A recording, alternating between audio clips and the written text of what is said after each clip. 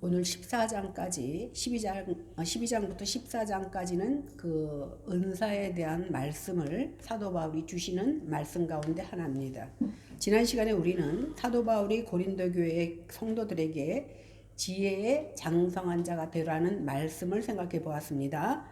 우리는 하나님의 말씀에 장성한 자가 되어야만 비로소 하나님을 섬기고 하나님을 바로 경외할 수 있게 되는 겁니다. 26절을 다 같이 읽어보겠습니다. 시작. 그런즉 형제들아 어찌할까 너희가 모일 때에 각각 찬송시도 있으며 가르치는 말씀도 있으며 계시도 있으며 방언도 있으며 통역함도 있나니 모든 것을 덕을 세우기 위하여 하라. 은사를 하나님께서 주신 것은 교회의 덕을 세우기 위하여 주신 겁니다. 그런데 고린도 교인들은 자기를 과시하고 자기를 자랑하고 있으니 사도 바울이 어찌할꼬라는 탄식이 나올 수밖에 없다라는 겁니다. 그러므로 너희에게 여러 가지 은사가 있으나 그 모든 은사를 사용함에 있어서 어떻게 교회의 덕을 세우기 위하여 사용하라고 말씀합니다. 바울은 그 은사 중에 그 당시 예배를 구성했던 찬송시, 주로 그 당시에는 시편을 찬송시로 많이 썼습니다. 그 다음에 말씀의 가르침, 디다케라고도 하고, 그러니까 요리문답도 들어가 있습니다. 그 다음에 방언과 통역, 계시 이런 것들을 다 포함해서 말씀하고 있습니다. 하나님께서는 성도들에게 은사를 주시는 것은 교회의 덕을 세우고 주님의 몸된 교회를 세워나가기 위해서 은사를 허락하신 겁니다. 몸의 여러 지체가 서로 도우면서 있는 것과 마찬가지로 주님의 교회도 여러 지체들이 서로 덕을 세우기 위해서 은사를 허락하셨다라는 겁니다. 여기서 덕을 세우라는 것은 형제의 유익을 먼저 세우라 이런 말입니다. 그러니까 내가 하고 싶다고 은사를 마음대로 사용하는 것이 아니라 항상 상대를 생각하고 사용하라는 겁니다. 그래서 어떤 은사를 받았다고 해서 나를 내세우기보다는 또 나를 자랑하기보다는 그 분위기를 보아서 교회의 덕을 세우기 위하여 사용해야 될 줄로 믿습니다. 27절, 28절을 보겠습니다. 시작. 만일 누가 방언으로 말하거든 두 사람이나 많아야 세 사람이 차례를 따라하고 한 사람이 통역할 것이요. 만일 통역하는 자가 없으면 교회에서는 잠잠하고 자기와 하나님께 말할 것이요.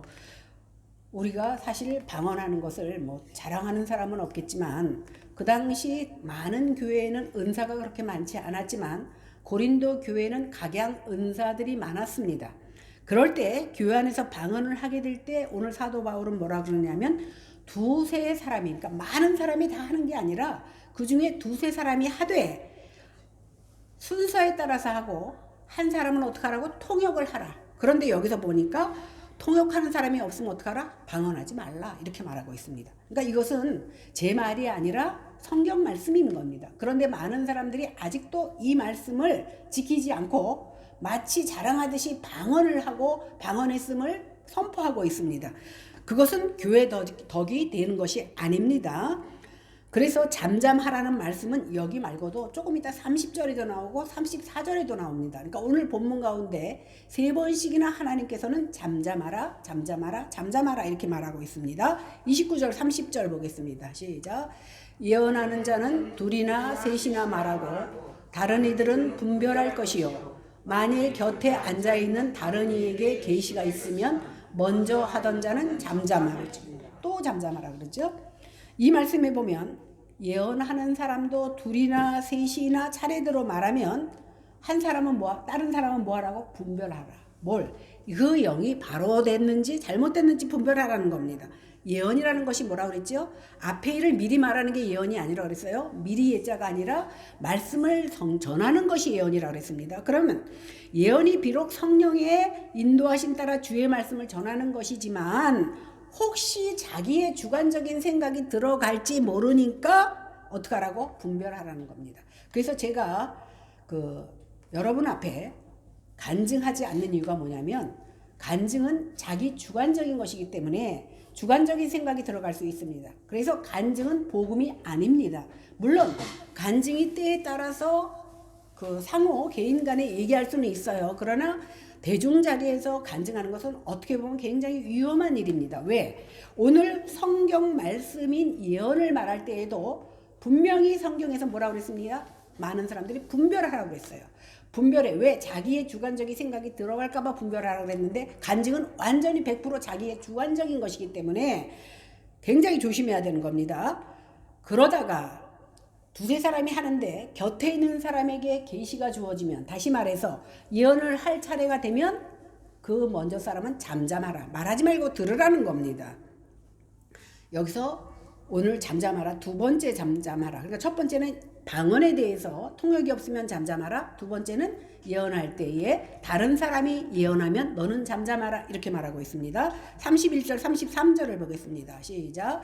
너희는 다 모든 사람으로 배우게 하고 모든 사람으로 권면을 받게 하기 위하여 하나씩 하나씩 예언할 수 있느니라.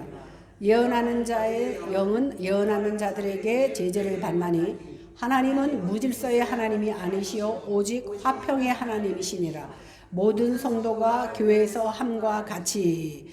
오늘 사도 바울은 모든 사람으로 배우게 하고 모든 사람으로 권면을 받게 하기 위해서 한 사람씩 한 사람씩 예언하라는 거예요. 한꺼번에 다 하는 게 아니라 한 사람씩 하는데 권면을 받고 분별을 받고 그 다음 사람이 하는 겁니다. 그러니까 나 예언 받았어, 하나님의 직통 계시를 받았어 라고 말할 때에 우리는 그 사람을 하나님이 직통으로 계시하셨다고 했기 때문에 믿어야 되는 것이 아니라 어떻게 분별해야 되고 그 다음에 권면해야 됩니다. 왜? 그 사람의 개인적인 생각이나 말씀에서 벗어난 것이 있는지를 우리는 분별할 수 있어야 됩니다. 그래서 우리에게 말씀이 중요한 겁니다. 만약에 두세 사람이 예언을 받았는데 여기서도 얘기하고 저기서도 얘기하면 혼란이 생길 수밖에 없습니다. 그래서 영을 분별하고 제재를 하는 겁니다. 그래서 한 사람씩 말하며 모든 사람들이 배우고 권면을 받도록 해야 됩니다. 왜? 이것은 하나님의 말씀이기 때문에.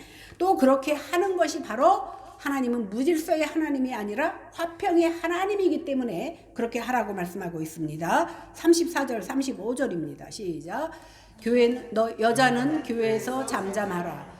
그들에게는 말하는 것이 허락함이 없나니 율법에 이른 것 같이 오직 복종할 것이요 만일 무엇을 배우려거든 집에서 자기 남편에게 물을지니 여자가 교회에서 말하는 것은 부끄러운 것이라.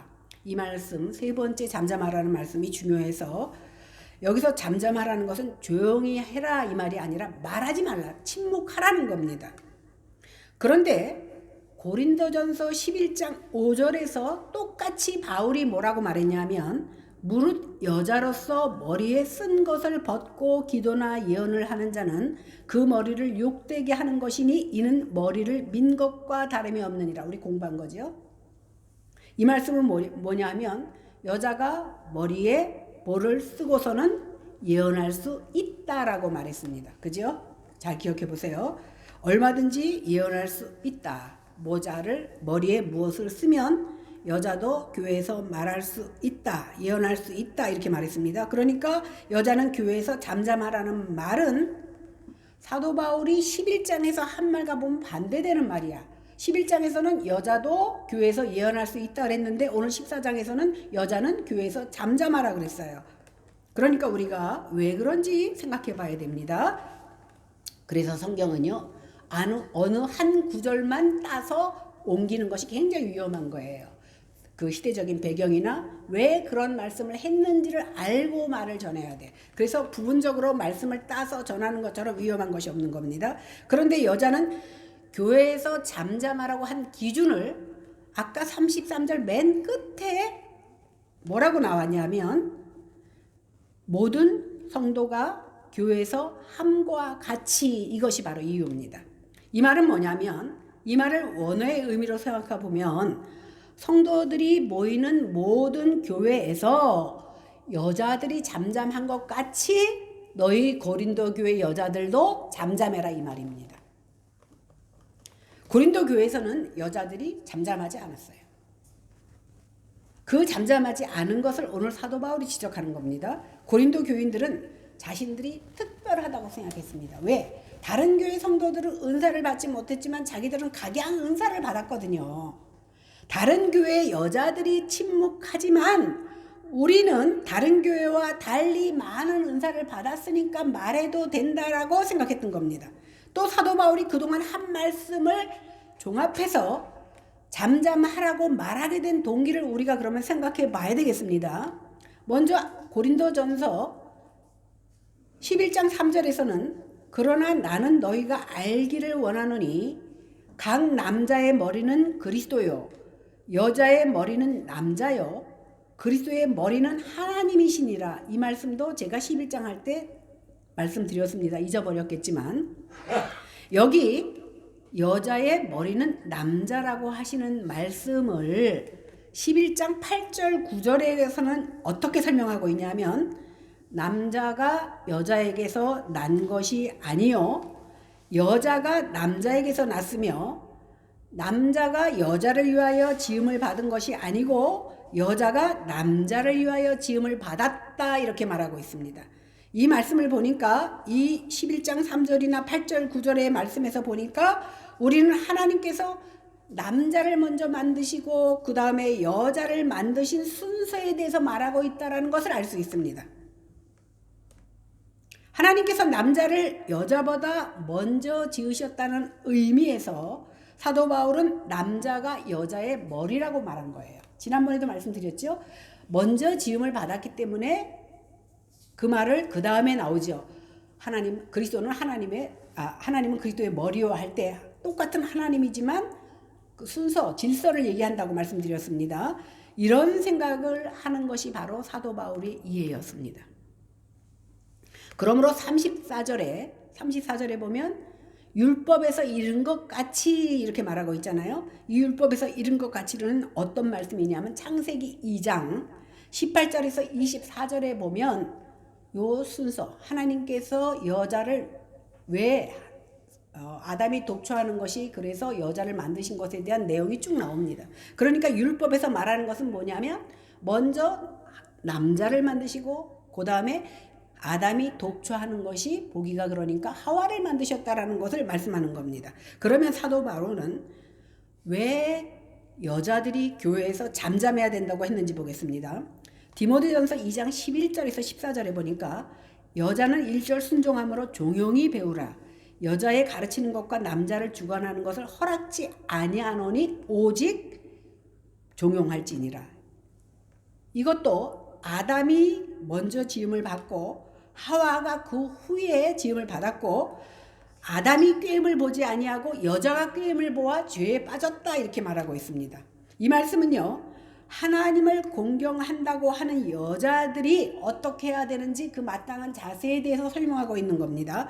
그렇다면 남자가 먼저 지음을 받았기에 남자가 여자의 머리라고 했다는 것은 알겠는데 그 질서를 세우기 위해서 여자의 머리는 남자라고 한 것까지 우리가 이해를 하죠. 그랬는데 이것이 왜 교회에서 여자가 잠잠해야 되는 이유냐는 겁니다. 에베소 교회예요.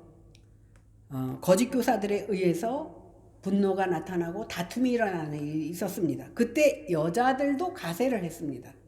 그런데 여자들이 좀 풀어주면 너무 나가서 결국은 남자를 주관하는 데까지 이르렀습니다. 그래서 바울은 아담이 먼저 지음을 받았으니 너희는 좀 조용히 하고 있어라. 그 다음에 또 한 가지는 뭐냐 하면 성경에 나오죠. 아까 제가 읽었죠. 여자가 꾀임을 보아 죄에 빠졌습니다. 이 말은 뭐예요?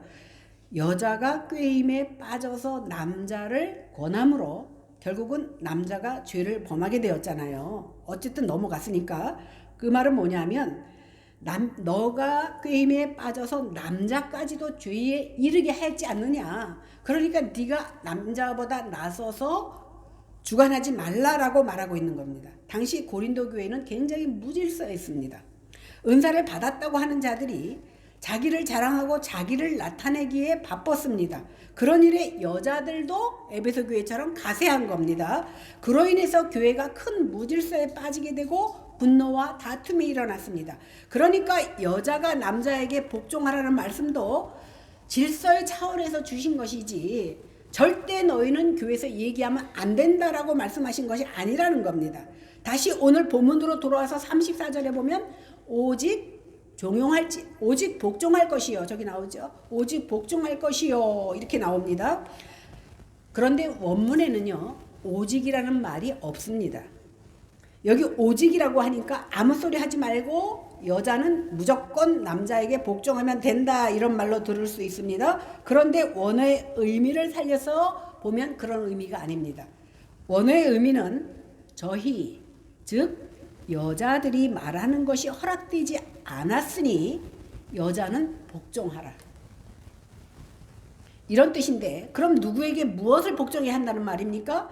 종종 남자가 여자의 머리라고 하니까 우리가 보통 교회의 머리는 그리스도다 이렇게 생각하잖아요. 그래서 그리스도께 교회는 순종해야 된다 이렇게 생각합니다. 그러니까 여자도 남자가 머리니까 무조건 순종해야 되는구나 이렇게 생각할 수 있습니다. 그런데 그게 아닙니다. 정확히 말하면 여자가 남자에게 복종하는 것이 아니고 이렇게 순서를 세우신 하나님께 복종하라는 말입니다. 먼저 남자를 만드시고 여자를 만드셔서 질서를 세우신 그 하나님께 복종하라는 말이지, 여자는 무조건 남자에게 복종하라는 말이 아니라는 겁니다. 그래서 앞에서 하나님은 무질서의 하나님이 아니라 화평케 하시는 하나님이다 이렇게 말씀하고 있는 겁니다. 하나님은 무질서의 하나님이 아니라 질서의 하나님입니다. 하나님께서 남자를 먼저 세우시고 그 다음에 여자를 지으셨으니 이 질서의 하나님에게 복종하라는 겁니다. 그런 의미에서 여자는 교회에서 잠잠하라는 그 말에 복종하라는 겁니다. 이것이 질서를 세우신 하나님께 복종하라는 뜻입니다. 그렇다고 무조건 교회에서는 잠잠해야만 되는 것이 아니라 어떤 특정한 면에서, 아까 말씀드렸죠? 방언을 하되 두세 명이 하고 한 명씩 하고, 한 사람이 할 때 어떻게 하라고? 순서대로 하되 통역하는 자가 없으면 잠잠하라. 오늘 잠잠하라 3번 얘기했죠? 잠잠하라. 두 번째, 예언을 할 때 또 두세 사람이 하는데 한 사람씩 하고 나머지는 어떻게 하라? 분별하라. 왜? 예언은 하나님의 말씀을 전하는 것인데 행여나 말하는 자가 자기의 주관적인 말을 하게 될까봐 분별하라. 그리고 순서에 따라 하되 나머지 사람, 그 다음 사람이 할 때는 먼저 한 사람은 어떻게? 잠잠하라. 오늘 이렇게 잠잠하라는 말씀을 이어서 하고 있습니다. 이렇게 하나님께서 당신이 세운 질서가 교회에서 존중되고 지켜지기를 원하십니다. 사도 바울이 이렇게 잠잠하라고 질서를 말하는 것은 뭐냐 하면, 지금처럼 이 시대처럼 고린도 교인들이 하나님이 주신 질서를 지키지 않았기 때문입니다. 그러니까 복종하는데 질서를 깨뜨릴 그런 문제가 발생할 경우에 어떻게 여자는 남자를 주관하려고 하지 말고 잠잠하라고 하는 겁니다. 그러므로 여인이 침묵하는 문제는 남녀 차별의 문제가 아니라 하나님이 세우신 질서의 문제라는 것을 우리는 알아야 됩니다. 바울은 은사를 받았다고 하면서 분별 없이 나서서 말하는 것을 금지하고 있습니다. 그러므로 바울이 이렇게 여자가 잠잠하라고 하는 것은 여자를 무시하거나 깔봐서 그런 것이 아닙니다. 여자는 그리스도의 신부를 대변하는 언어로 쓰여집니다. 그렇기 때문에 그리스도 안에서, 그리스도 앞에서 신부가 잠잠해야 되는 것을 예로 이렇게 말씀하고 있는 그런 의미에서 볼 때 그리스도 앞에서 우리는 모두 그리스도의 신부입니다. 신부는 여자인 나만 신부인 것이 아니라 남자 성도들도 그리스도 앞에서는 신부가 되는 겁니다. 그래서 여자나 남자나 어떻게 해야 된다? 다 잠잠해야 돼. 그 해당 사항에 있을 때에. 그리고 다른 사람의 판단을 받아야 됩니다. 방언과 예언도 같은 맥락에서 지금 14장까지 주시는 말씀이 방언과 예언을 대표로 하는 은사들에 대해서 사도 바울이 하시는 말씀이잖아요. 그러니까 방언과 예언도 같은 맥락에서 주신 겁니다. 그래서 28절에서 통역하는 자가 없으면 방언을 하지 말고 잠잠하고, 30절에서 다른 사람이 예언하면 먼저 사람은 잠잠하라 이렇게 질서를 말하고 있습니다. 따라서 잠잠하라고 하는 것은 여자만의 문제가 아니에요. 그죠? 여자만의 문제가 아닙니다. 그런데도 바울 사도가 특히 여자에게 잠잠하라고 하는 것은 왜 그렇다고요? 그리스도의 신부로서의 역할을 감당하라고 이 말씀을 허락하셨다라는 겁니다. 신부가 신랑을 주장하는 것이 아니라 신랑이 신부를 주장하는 것입니다. 그래서 신부는 신랑에게 복종해야 한다라는 것을, 그것이 아름다운 것이라고 오늘 말씀하고 있습니다. 그러면서 무엇을 배우려거든 집에서 자기 남편에게 물을 찌니, 이렇게 본문에 나오죠. 이 말씀을 잘못 들으면 남편 없는 사람은 물을 데도 없네, 또 다르게 생각하면 결혼하지 않은 사람한테는 해당되지 않은 말씀인가, 이렇게 생각할 수 있습니다. 그런데 오늘 남편이라는 번역은 잘못됐습니다. 원어에는 남자라고 되어 있습니다. 그러니까 여자가 교회에서 나서서 남성을 주관하기보다 궁금한 것이 있으면 어떻게, 집에 가서 남자는 아버지도 되고 남편도 되고 오빠도 되고 동생도 됩니다. 그러니까 남자에게 물으라 라고 말하는 겁니다. 이렇게 하나님께서는 당신이 세우신 질서를 교회에서도 지켜야 된다는 사실을 다른 말로 강조하는데, 그 말이 여자가 교회에서 말하는 것은 부끄러운 것이다 라고 말하고 있습니다. 36절을 보겠습니다. 시작. 36절 빠졌군요. 36절 제가 읽을게요. 하나님의 말씀이 너희로부터 난 것이냐, 또는 너희에게만 임한 것이냐. 고린도 교인들은 마치 자신들만 하나님의 말씀을 갖고 있는 양, 자신들이 말하는 것은 모두 하나님의 말씀인 양 여기면서 의시됐습니다. 그래서 사도 바울은 하나님 말씀이 너희한테서 나왔냐? 하나님 말씀이 너희에게만 임했느냐라고 나무라고 있는 겁니다. 모든 교회들에게서 여자들이 잠잠하고 있는데 왜 너희 고린도 교회에서는 그런 사실을 무시하고 여자들이 잠잠하지 못하고 있느냐라고 말하고 있는 겁니다. 그래서 사도 바울은 모든 교회에서처럼 너희들은 잠잠하라, 이렇게 말하고 있는 겁니다. 그런데 사도 바울이 이렇게 권면했음에도 불구하고 그들은 말을 쉬지 않고 계속 많이 했습니다. 자기들이 신령한 은사를 받았다고 하면서 나중에 어디까지 나가냐 하면 바울 사도 너만 계시 받았느냐? 나도 받았다 이겁니다.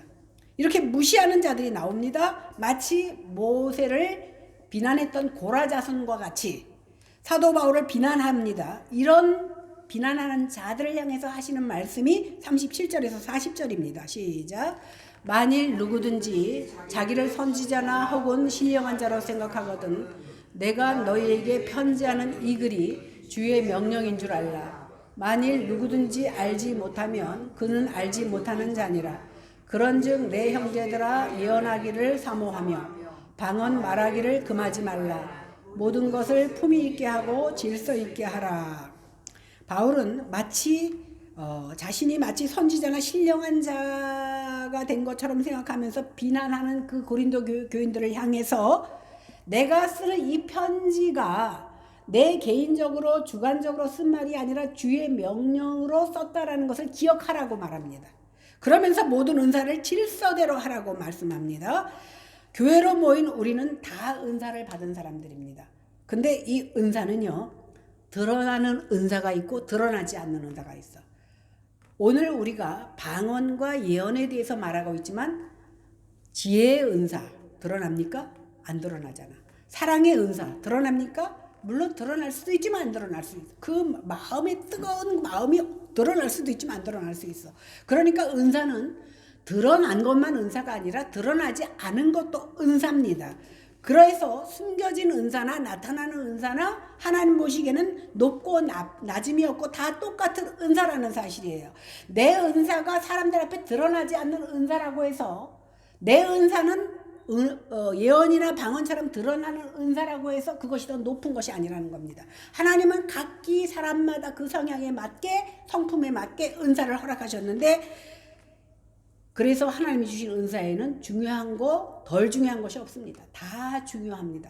여러분들이 이 자리에 나와 앉아 있는 것은 하나님께서 은사를 허락하셨기 때문에 나와 앉아 있는 거예요. 은사가 없는 사람은 이 자리에 나와 앉아 있을 수가 없습니다. 그래서 은사는 다 그리스도의 몸을 세우고 봉사하기 위해서 주어진 것입니다. 그러니까 자기 자신을, 물론 자기 자신에게도 유익이 되겠지만 그러므로 각자 받은 은사대로 서로 덕을 세우며 주님의 몸된 교회를 세워나가기 위해서 은사를 허락하셨다는 사실입니다. 그래서 우리는 우리에게 주어진 은사를 나를 과시용으로 쓰는 것이 아니라 내 형제 자매들을 위해서 사용해야 됩니다. 그런데 우리가 형제 자매를 위해서 쓰지 못하는 이유가 뭐냐 하면 바쁘다는, 시간이 없다는 이유, 피곤하기 때문 아닙니다.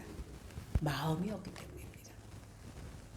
우리의 이기적인 죄악된 본성 때문에 우리의 은사를 활용하지 못하고 있는 겁니다. 사실 마음만 있다면 얼마든지 내 형제와 자매를 섬길 수 있습니다. 그런데 우리 속에 있는 죄의 그 죄악된 본성 때문에 주님을 섬기는 것이 아니라 자기 몸을 섬기고 자기 이익에 앞장서기 때문에 형제 자매를 섬기지 못하는 것입니다. 우리가 이런 우리 자신들의 모습을 당연하게 여기고 합리화시킬 것이 아니라 내가 바빠서 교회도 잘 못 나가고 주의 일을 잘 못하는 거 우리 하나님은 아실 거야? 아시기는 아십니다. 그것이 잘못된 것임을 알고 회개해야 됩니다. 교회란 한 몸으로 부름을 받은 겁니다. 그러니까 우리가 한 몸으로 부름을 받았는데 오늘 한 지체가 나오지 못하면 오늘 우리는 불구자가 된 거예요.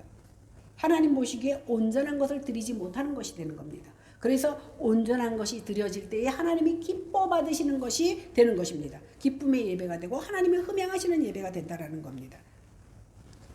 교회란 한 몸으로 부름을 받았기 때문에 예수님은 교회의 머리시기 때문에 우리 성도들은 그 몸의 지체가 되는 겁니다. 그러므로 우리 몸의 지체들이 서로 섬기듯이 교회된 우리는 그리스도의 몸으로서 서로 섬기도록 부름을 받았습니다. 그 섬김을 통해서 우리는 그리스도의 마음을 더 알아가야 되는 겁니다. 내가 누구를 사랑할 때, 비로소 내가 자식을 낳고 그 자식을 사랑하는 마음이 있을 때 우리 엄마도 우리 아빠도 나를 이렇게 사랑하셨겠구나라는 걸 깨닫듯이 우리가 지체된 우리가 서로 사랑을 나눌 때 비로소 우리 하나님의 사랑을 다 알지는 못해도 그 사랑을 10만 분의 1이라도 깨닫게 된다는 사실입니다. 우리 주님의 몸된 교회로 우리가 부름을 받았고 우리는 주님의 몸된 교회 지체들이지만 서로 의견이 다를 수 있습니다. 그로 인해서 서로에게 상처를 줄 수도 있습니다. 우리 교회가 이제 7주년이 지났는데 지하실 교회 있을 때 좀 여기보다는 그때는 사람이 다양하게 좀 있었잖아요. 지금 다 나갔지만 그 중에는 생각하고 싶지 않은 일들도 있어요. 왜? 아주 사소한 다툼으로 인해서 나간 사람도 있었고 그런 일들을 볼 때에 사실은 우리가 하나님 앞에 받은 은혜를 생각하면 이러한 아주 사소한 것에 대해서 이기지 못하는 우리 자신이 회개해야 될 줄로 믿습니다.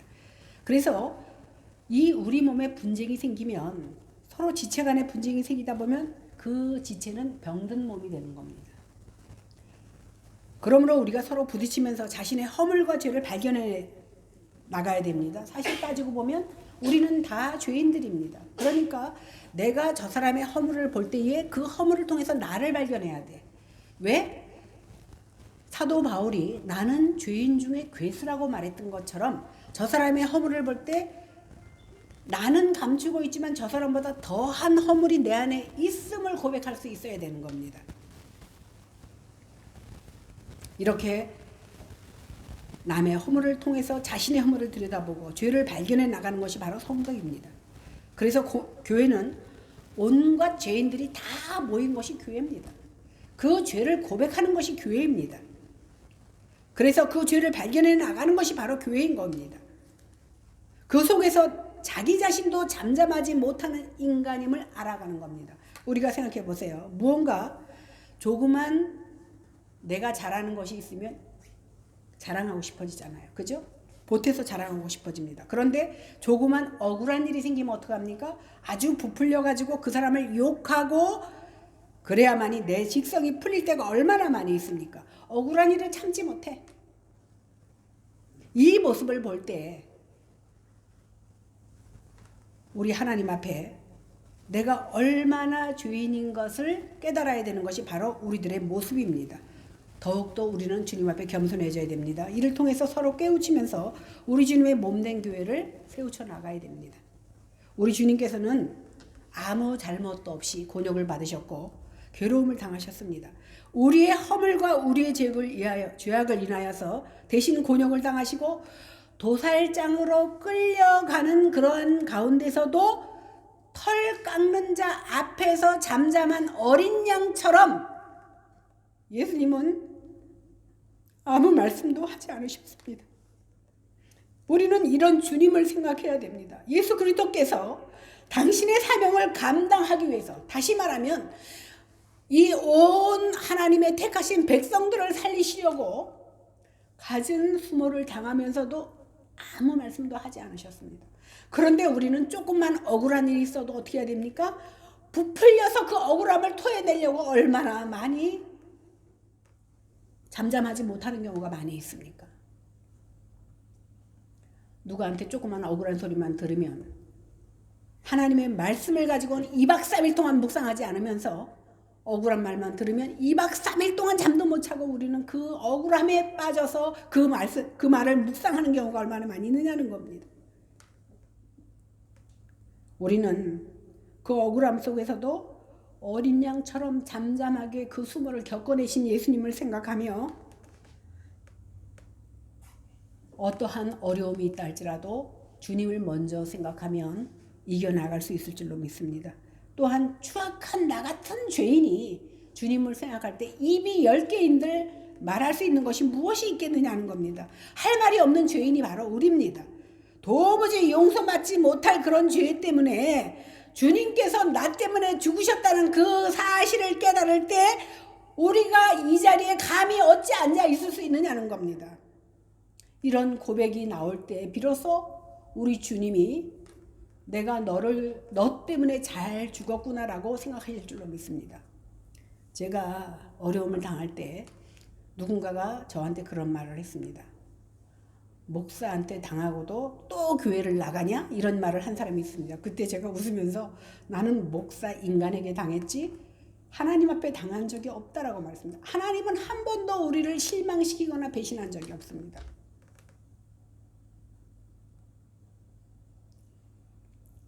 이제 예언도 그치고 방언도 그칠 겁니다. 그렇지만 우리 주님께서 다시 오시는 그날까지 복음은 계속 전파되어야 합니다. 이 복음이 내 심장에 심겨졌으면 우리의 삶이 이제는 변화되어야 되지 않겠느냐는 겁니다. 아직도 고린도 교회 교인들처럼 내 말하고 싶고 내 자랑하고 싶어서 입을 다물지 못하는 우리의 모습을 오늘 우리는 주님 앞에 회개해야 된다는 사실입니다. 그래서 복음 앞에서 우리의 숨은 마음이 드러나게 될 때에 우리는 진정 내 죄를 깨닫고 하나님 이렇게 죄악된 우리 때문에 당신의 몸을 찢어주시고 피를 흘려주신 하나님 앞에 감사해야 되고 내가 행한 것은 다 죄뿐이라는 고백을 해야 될 줄로 믿습니다. 그러므로 우리가 의롭게 되는 것은 오직 예수 그리스도밖에 없습니다. 이런 고백을 하는 사람들이 바로 믿는 자들의 모임인 교회입니다. 그런데 교회에서 하나님의 말씀은 뒷전에 두고 나를 앞세우고 우리를 앞세우고 하나님의 생각과 하나님의 말씀보다는 우리의 풍조를 앞세우며 살아가는 것이 이 시대의 모습입니다. 예수님께서는 섬김을 받으시기 위해서 이 땅에 오신 것이 아니라 오히려 섬기고 당신의 생명을 우리를 위하여 주시기 위해서 이 땅에 오셨습니다. 내가 드러날 때마다 이러한 주님을 생각하면 조금이나마 죽어질 수 있지 않겠느냐는 겁니다. 죽으려고 애를 쓰지만 오늘도 죽어지지 못하는 내 모습을 보면서 그러나 내가 조금이라도 죽어질 수 있는 것은 우리 주님이 나 때문에 나 같은 것 때문에 죽으셨다는 그 사실을 기억하며 생각해내면 조금은 우리가 주님 앞에 겸손해지고 죽어질 수 있는 줄로 믿습니다. 그리고 이렇게 엉터리로 신앙생활하지 않으리라고 생각합니다. 우리는 하나님의 말씀을 받으면서 주님을 생각하고 예수 그리스도의 섬김을 더 깊이 알아가는 저희들이 되어지기를 바랍니다. 그럴 때에 예수 그리스도의 완벽한 섬김을 따라할 수는 없지만 그 섬김을 본받으며 살아갈 수 있게 되는 줄로 믿습니다. 그래서 날마다 주님의 복음의 은혜를 맛보며 사는 자들이 되고 더 나아가서는 우리에게 주신 주님의 은사로 서로에게 덕을 세우며 그러한 삶을 살아가는, 그래서 날마다 주님 앞에 고개 숙여 회개하고 입을 다물고 잠잠하여 주님만 말씀하소서 나는 따르겠나이다 하는 고백이 우리 가운데 있어지기를 주님의 이름으로 간절히 축원합니다. 기도하겠습니다. 하나님 아버지, 은혜를 진심으로 감사드립니다. 주님의 말씀 안에 살기를 원하고 주님의 은혜 안에 거하기를 원하지만 우리는 수시로 주님을 반역하며 그것이 반역인 줄도 알지 못하고 나를 합리화하며, 그래도 하나님 아시지요? 내가 그나마 열심히 주님을 믿으려고 하는 것 하나님 아시지요? 라면서 자기를 합리화하며 살아갔습니다. 하나님 이 못된 죄인을 용서하여 주시옵소서. 하나님 간절히 빌고 원하오기는 우리 모두 다 죽음을 향하여 나아갑니다. 이제 얼마 있으면 주님의 심판대 앞에 서서 선악간의 심판을 받아야 되는데 그때에 우리가 우리의 입술로 어떻게 변명할 수 있겠습니까? 하나님이 이 땅에서 주께서 사명을 허락하셨지만 그 사명 하나도 감당하지 못하고 주님 외에 살지 못하다가 오직 나 때문에 땀 흘리고 수고하다가 이 땅에 여기 왔습니다라고 밖에 말할 수 없는 그런 부끄러운 모습이 되지 않도록 하나님 저희에게 믿음을 더하여 주시옵소서. 감사드리며 예수님 이름으로 기도했습니다. 아멘.